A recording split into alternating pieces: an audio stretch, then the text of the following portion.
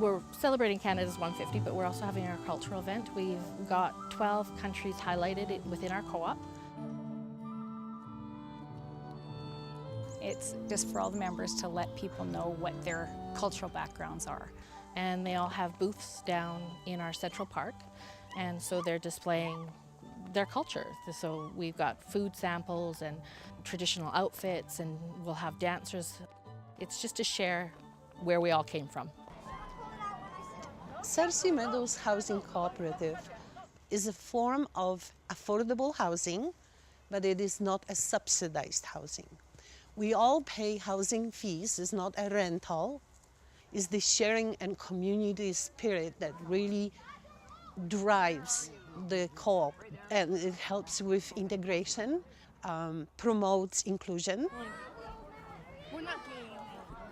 You do get to know your neighbors, and because we know each other, if there's a senior or if we haven't seen our neighbor for a while, people will check up on you and say, you know what, I'm just knock on your door and say, I haven't seen you for a while, I was just making sure you're okay, and then walk away, right? Like we're not intrusive, but you check and make sure everybody's okay. My neighbor is from Pakistan, and I remember when she moved in and we've met first time in the backyard, and I could see fear in her face. Like she was hoping that she was wearing a hijab, and she was hoping that I will say hello to her. Well, of course I did, and we just didn't have any barriers from the very beginning. But not every time a situation is like that.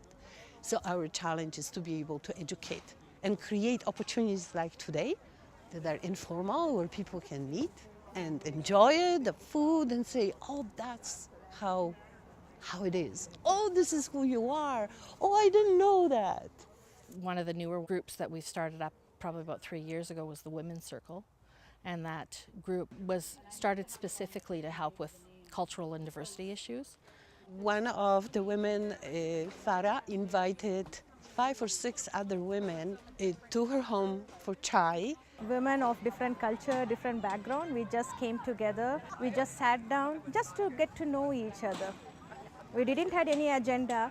We just want to know our neighbors, right?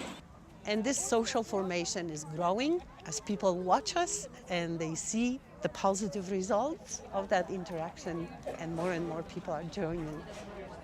Fear is a big thing, and if you don't know what's down the street, you're going to be afraid. So you need to open up your heart and open up your home, and until you get to know your neighbors, that fear is going to be there. And I think things like today, the event that we're having, allow us to see how those other people live.